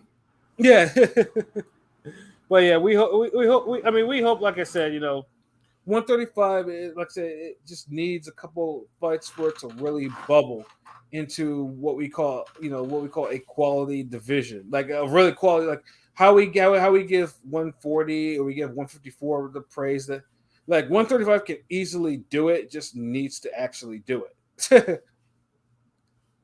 Because it's close. Just the right fights need to be made, and the fights have to be like incredible. Salute, Beth. What it do? Yo, I think Frank should have taken the deal. Who knows if he'll ever get that type of payday unless something crazy announced. I mean, I feel you. That's why I just want to wait a little bit longer just to see what's good. Because I doubt they'll just hang him out to dry like that. There's usually a reason. It might be one of those Peter Quillen, you get you give up your belt, we'll do this for you type of shit. I don't know. Yeah, and I called it out for what that shit was. That was a duck. That was a pure fucking duck. That Quillen. I mean, when you give up a belt, that's like one of the purest forms of a duck. Yeah, but when you're ordered to face why am I forgetting this fucking guy's name again? Why am I fucking? All right, you know what? Let me go do this real quick. Again, but he was middleweight champion, and he was like, okay, yeah, it's time for you to defend your fucking belt against. Oh yeah, Matt Korobov, yeah, and it's a winnable fight, and he didn't want to, so they gave it up, and then Andy Lee, it was next to the line, and Andy Lee was losing the fight, and then he rescued himself with that right hook, won the belt, and then PBC all of a sudden was like, hey, Andy Lee, why don't you defend, bring this belt to PBC and defend it against Quillen, chicken shit ass. And of course, and Lee managed to get a draw, and the fight was not on the line because Quillen blew weight. So yeah, the fuckery was complete with that. No one should have taken Quillen seriously after that. Like no one. Like like I said, so yeah, it's that type of deal. I mean, that was a pure fucking duck, and I hope and I hope that Frank Martin doesn't ever reaches that type of level of duck.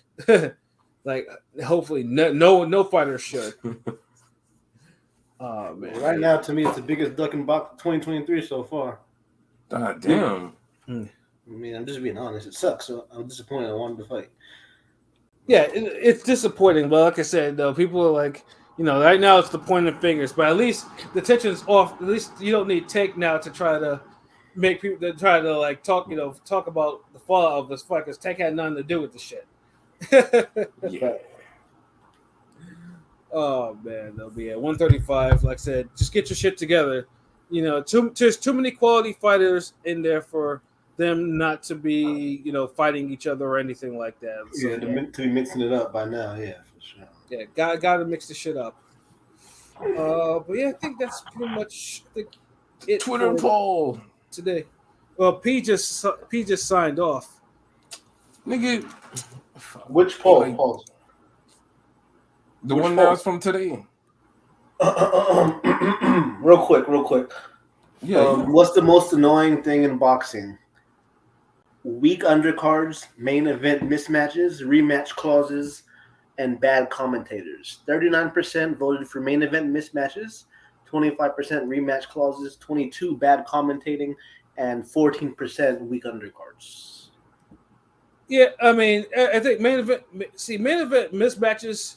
I mean, they are. That's bad. Crazy for this year, though. No, To make that that's the one that got the most. I pick votes. rematch clauses because I don't want to see Bud rep Spencer. I don't want to pay for that again.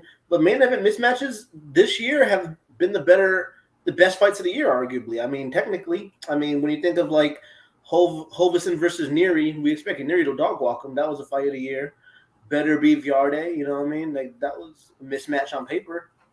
I don't know. Yeah, no, but I mean, I didn't pick. Look, for me, to me, it's the weak undercards. Like honestly, Showtime for the most part had actually been pretty damn good with their undercards.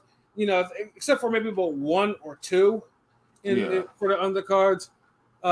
Matchroom has been very hit or miss, mostly kind of a miss.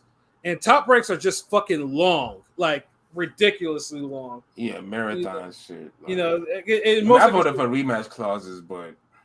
Man, well, rematch clauses is what I picked because, as you mentioned, if you listened before, I didn't make a prediction for Joshua, Usyk, or Fury Wilder 3 because I was pissed at at what happened because it was supposed to be Joshua and Fury, and that it was a fight that had a strong chance of happening.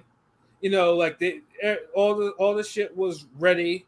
They had the deals. I think it was the right time. Joshua was on the up and up. Fury was on the up and up. And unfortunately, Wilder enforced his rematch clause. Only to get knocked the fuck out again. Only to take an even worse beating. And then Joshua, unfortunately, gets, nearly gets knocked out by Usyk in the first fight. It was going down and then loses to him again. So now it changed that the rematch clause enforced changed the career trajectory of those fighters and the heavyweight division in general. And now you see why the heavyweight division right now is a mess right now because of rematch clauses. Yeah, because that was the closest we were ever going to get to having Usyk Fury. Because I knew I was like, if this fight don't get made right now, it'll probably never happen. Like, Fury will wake up and realize, like, man, Fury's one of those guys. It's like, that kid in school where it's like he's a good kid, but he just struggles to focus. So if you don't constantly be at him, he's gonna fuck off. He grows up to be that coworker you can't stand. Yeah.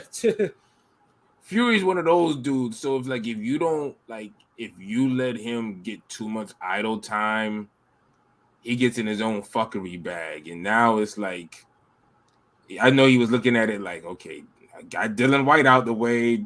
Okay, I give my Chisora a favor. I told him I got him. fuck that. I did my debt to society. He's looking at like he was punishment, like he was punishing niggas for that. Like, and now let me go get the bag. And it's like, yeah, like that whole Wilder rematch shit, that really fucked up the Usyk fight. Like, because you're never gonna get Fury again to consider the Usyk fight that hard. Right. Usyk would have to come to America and basically start knocking motherfuckers out left and right every month to increase his value or some shit. Mm-hmm. And that's not happening. Yeah, I chose rematch clause just because, especially for a magnitude of a fight like Bud versus Spence, rematch with no belts in line. I don't want to see the rematch, but I mean, rematch clause was the correct answer. Let's not kid ourselves. Yeah.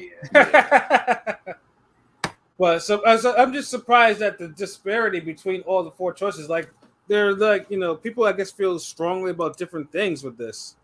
Yeah, because I was surprised about that too. You're right.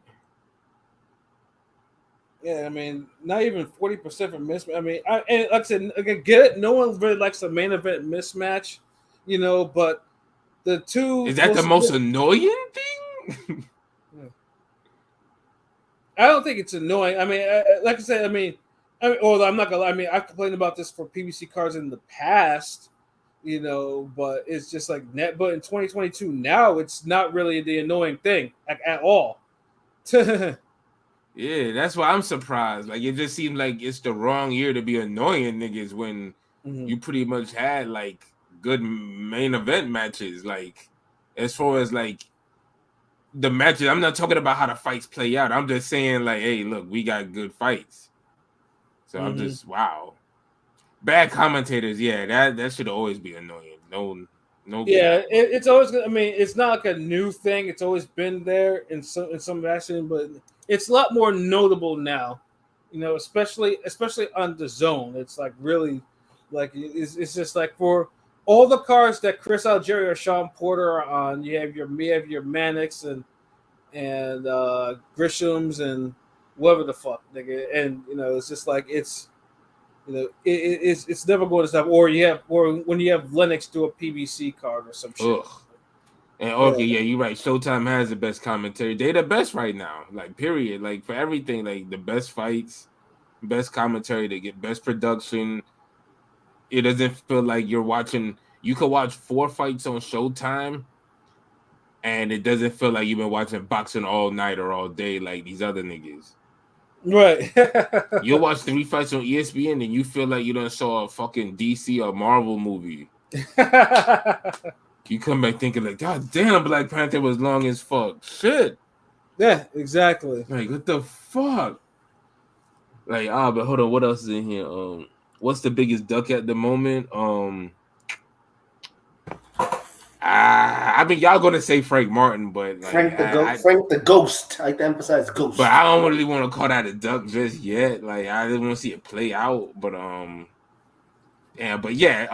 it's not the worst duck in history. Yeah, or Fury fighting MMA niggas. Whatever. I guess that too. I mean, Fury ducking Usyk is a thing. It is, and it's looking worse each year. Like. Especially, okay, would you say that's worse? Does that need to be the poll? Which duck is worse? It probably does. Yeah.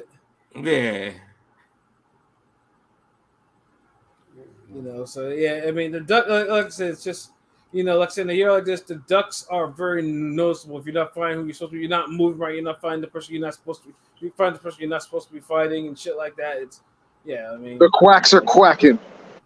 Yeah. Flack. Flack. Ethan is the worst fucking commentary. Jeez. Top rank. I mean, Tim Bradley's funny here and there, but it's overall it's too much shilling. Tim Bradley needs Teddy. No, I know people. I know people was like when Timmy was tolerable.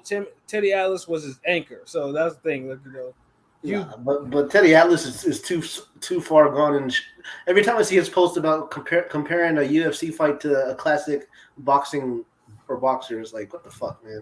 But apparently, Teddy Ellis has joined Pro Box, and Pro Box actually has pretty damn good commentary. They got Sean Porter now too, and they got everybody. Yeah. It's crazy. Yeah, Sean Porter, Chris Algieri, Juan Manuel Marquez on there. Like their commentary is actually pretty damn Algieri and Paulie are, even though Paulie's a fucking racist. Even if Paulie's a racist, they at least Algieri's the best in the game. To me, Chris Algieri's the best commentator right now. Yeah.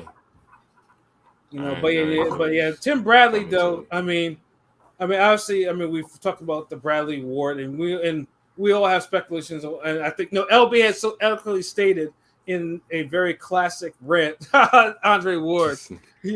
Most people did. Most people were wondering, like, God damn, why are you going so hard at this nigga Ward? Cause it's like people. It's like, dude, these Ward fans do not exist in real fucking life. I promise you, I've never ran into an Andre Ward fan in my life. Like, it just is internet, standing shit niggas be doing. Like, a dude was a born motherfucker in this fight. Cool, get it? Like, it was skills, yada yada. Commentary just all over the place. It's just super agenda. Like, he could just somehow he made his bread and butter off a jab, but when other people do it, it's like he can't see it. Like, he be screaming for niggas to knock out people, but he be fucking going the distance all the fucking time with niggas. Like I don't know. He's just annoying, man. Like, some people get it, some people don't. It's one of those things. I mean, if you're from the Bay or whatever, Oakland or whatever, then yeah, you'll find War fans. Yeah, you don't count, nigga. Like, come on, bro. Like, if you're a West Coast nigga over there, like, yeah, like you're kind of like grandfathered into being a fan of this. I mean, Henny guy just said he was a Ward fan, so I mean, nigga, real life, man. Damn. Internet ain't real, nigga. Like, I hate Ward as a fighter, but I actually do think he's a good commentator. He can just be bitter. Yeah, we've all complained about that. Yeah, when Ward is on the level, he is good. But that was the problem. Like, when are you getting an on the level Ward? Like, that shit was like, and it got worse. You saw less and less. It got worse. Yeah. Fucking winter's fucking solstice come around more often. Like, nigga. Yeah, like Ward got some of his biases, of which we cannot understand where they came from. They got in his way, or he'd be real super contradictive, like for no fucking reason. So it's like, I mean, Ward when he's on point, he's on point. He's actually pretty good to listen to, and whatever that is, Yeah. But let it sounded great, once every blue moon too. Great might be a stretch, but But yeah, like the commentary though, like I said, it's good. Because I think, as more boxing pops up, obviously the commentary is always going to be. It's always going to be a highlighted issue, because it's like I said, it depends if you get real boxing people to do it, or you get the Johnny Come Latelys to do it, and sometimes you can tell like who they are, just by listening to them fucking like talk. Like, they have got no camera skills, no skills how to be in front of camera, none of that bullshit. They just they sit there and just be saying whatever the fuck.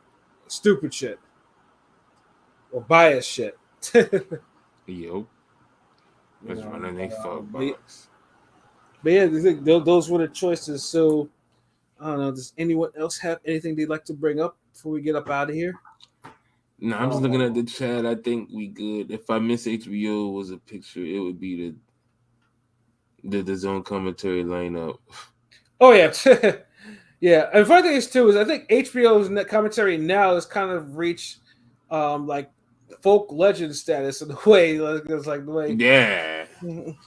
But if you was there in real time, mad niggas couldn't stand it. Like, yeah, especially after HBO stopped doing business with Al Heyman, Floyd subsequently. So it's like, yeah, like they could not stand, HBO. And then once Foreman left, Roy Jones wasn't doing HBO commentary anymore, and it was Lampley and Merchant most of the time.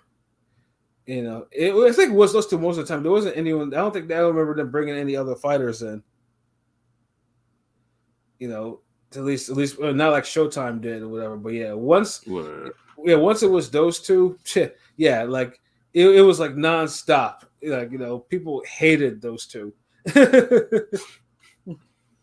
Well, no, they had Emmanuel Stewart. Excuse me, when he obviously for a little bit, you know, then before he passed. But yeah, after that, it was just like, yeah. It was Bob Papa. Yeah. yeah. So yeah, HBO sometime after Ortiz Berto won. Sometime after Ortiz Berto. Yeah, exactly. I'll never forget how he loved that damn fight. The man, I had to rewatch it just to hear his commentary. Like, oh Lord. Yeah, even that you even had Floyd's ass. That motherfucker was out there in a cardigan and shit, whatever, you know, with the grinning like the fucking Cheshire cat and clapping. Because I don't care how you box, man. Everybody loves a good fight. You could be the most boring nigga on the planet. At least, but I think it's Floyd's guy that's more entertaining fights than Ward. So he kind of knows more. He's like, yeah, I've seen this before. Yeah. Yeah, but yeah, Stewart, he was loving that fight. Oh my God, yeah. Yeah, God rest that man's soul. Yeah, R.I.P. Man, but that seems to be it. Like everybody, like, yeah, I can't remember the year Henny got, so my bad, yo. I just remember it in boxing terms. Yeah. yeah, he died. Yeah, he died a while ago. He died of cancer. He used to be, and he used to always call his he used to be calling them fights like, you know, when he was doing his previews, he used to be on point for like 98%, 95%. Oh yeah, he was on point. Yeah. Like I can't honestly, if I have to, I'd have to really think of where he really fucked up. Like he was like, God damn, like, you know, he would tell the script of the fight basically most times of how it would go to the T. Yeah, rest in peace to a legend, man. Yeah, I mean, hell, he even predicted that Fury and Wilder would be heavyweight champions, even well before during a time where I thought Fury wasn't really shit and Wilder was being, you know, he had the handcuffs on with Golden Boy, so it's like, you know, I mean, that he had a true boxing mind. Fact, yeah. You know, but yeah, no, I think that is it for tonight. Get our final thoughts up so we can get up out of here, and you know, I can watch some more Twisted Metal, and LB can go take a nap, and Pilot will do Pilot things, and King P will probably be hype over the Jets win. I will be sleeping. No, I'm heading home, shower, and get some sleep in because I'm tired, and I work with children, so yes. Oh. And I as promised, I said if the Jets win, I will go listen to some Sexy Red. So I guess I'll have to do that tonight. I saw a bunch of Jet fans. I saw a few Jet fans saying that same shit. I'm like, y'all are shameless. Sorry. She came to support the Jets. So I'm like, you know what? I'll listen to her music, and I'll listen to a little bit of it. Maybe at least a couple of songs before I just go crazy. And hopefully it's not too fucking bad. Man, I saw her on there. I was like, she was out there holding stacks of money, like the football players don't make like 20 times more than what she makes. Like, I saw a comment saying like they treat her like Farrakhan because like everybody goes up to her. Like, shit. Yeah, like you know, it's like no one cares about that little stack of bread you got, especially football players. You know, like you'll like, you know, shit. You'll be their groupie in a heartbeat. At least I hope that's how that still goes in 2023 with these young niggas today. You know, all I see was that thick ass chick on Dak on. Oh yeah, the porn star on Dak. You know, because they're talking about that's why Dak's playing so good. The thick white girl. Yeah. I went to her Twitter, bro. Yeah, she was doing things. Man, send it over, bro. This nigga Pilot. Oh shit! Oh damn! Hey, Pilot. So what you think about that Force 2? Which one?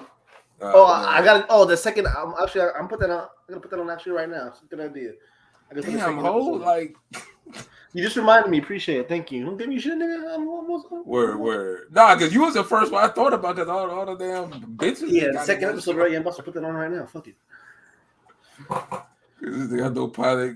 He hit the when I see the group chat was lacking in hey, who you think look better, so and so or so and so. When I haven't seen one of those in a minute, so I was like, damn, maybe pilot ain't up on shit. Yeah. So otherwise, glad we're finally getting some boxing back.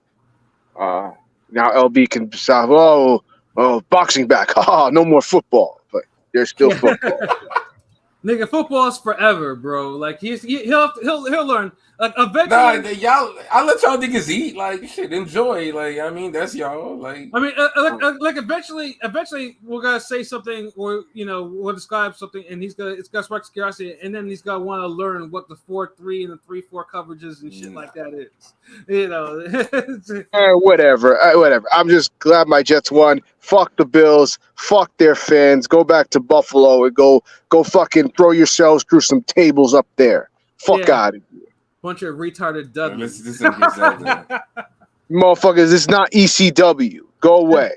I mean, see, that's the thing. Sound like everybody team won. Everybody had fun. So, I ain't going to hate on them. I ain't no, Pilot, especially Rome's team didn't win. Oh. Pilot's team won, though. Rome's team's the only one that didn't win. I didn't want to. The Rams lost. I'm trying to tank. Wait, hold on. For these QBs, but fuck, the Seahawks are so bad. They can't even do that right. The Rams didn't lose. I thought they lost. No, the Rams won, but I want them to lose. The Rams won. I'm trying to get a good quarterback. You know what I'm saying? Shit, I'm sick of that. Shit. I guess they must have not paid attention during the. Oh, they won by 17. Yeah, I was gonna say, what game were you watching? You must have paid too much attention to the Eagles game. Well, they won, but it was an ugly ass. He was paying attention to the inferior team. Nigga, shut up. So, but yeah. Anyway, that's all I got to say about that. You know what I'm saying? Have a blessed night, everybody. You know what it is. You know where to find us at ringgameradio.com, YouTube, Instagram, Twitter, Facebook. We out. Yes, sir. LB, you have any final thoughts? Man, just fucking y'all just stay tuned for some more heat. Shit, let's follow niggas. You know what it is. You know the routine. Put up some content today. No artwork. TikTok, all that shit. I mean, you know what it is. We'll probably drop another show Thursday. Try to get some music going. See what's up. We'll think of something. But y'all niggas enjoy the rest of your football, and you boxing niggas enjoy the rest of your boxing. Rap niggas enjoy the rest of your rap. Make sure you take some breaths. Take some breaks in between the Sexy Red songs. If you a Jets fan, I mean that might be too much ratchetness if you just listen to a full 15 minutes straight. Yeah, no, couldn't be me. Thank God. Yeah, you might find yourself doing some strange shit. So right. So just give it a couple breaks. Treat it like a Spotify commercial. Listen to 2 songs and then commercial, nigga. Facts, straight up. Oh shit, that's what it is. AO Pilot, you have your final thoughts? I don't got much. Shouts out to Ring Gang. Shouts out to the comments. Shouts out to almost a new year. And that's all I got. It's almost almost a new year. What the fuck? Shouts out to 2023. It's all love, bro. We still got like 5 months left. Come on. That's what I'm saying. Like this nigga is the funniest. 9/11. Shouts out to everybody, man. This nigga's like, shout out to the 3 months left, but yeah. 5 months is. I was gonna say anything. 5 months is kind of. I'm still stuck in July. Yeah, I mean, July was long as a motherfucker though. It was. August went by quickly.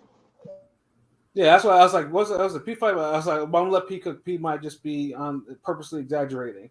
Well, I mean, shit. I don't think that's as bad as Tampa and Orlando and Miami being the same. I mean, that everyone makes that mistake, nigga. Like, fuck. it bees like that. You know what I mean? So it's like there's nobody. Like, come on. I know, right? You get the football teams right though. Yeah, nigga, of course. Yeah, I'm sure Tampa, the Bucks and the Miami Dolphins training facility is like down the street from each other. They take turns, actually. No, they just got one. I mean, like I said, bro, it bees like that sometimes. No, Can't control the run. But yeah, Keith Murray later. But other than that, shout out to my Eagles for winning a gritty, ugly, horrible game, but they did it. They held it off, and then we'll try to get a football podcast with Rome and everything. Just to detail week one because there's plenty to talk about. The NFL action. The NFL is back. And there's so many storylines already that's being built right now. So yeah, definitely, definitely look out for that. Because if you hear us talk about football, it's lit. So that's nothing. But other than that, shout out to everyone that joined us. Even so in our chat, participating and whatnot. Ring Gang. We got that shit you want and need, man. So yeah, listen, like, comment, subscribe on our YouTube, and then tell us to do the same, and we can all be friends because we do this shit for y'all. But yeah, for myself, Pat Scorpion, the New England representative, for LB Shuttleworth, the God, the GOAT artist, for King P, Bodega P, and for Conscious Pilot. This has been another wonderful episode of Real Talk, where as always, the shit's real, we talk about it. So until next time, peace. His nigga LB Violent.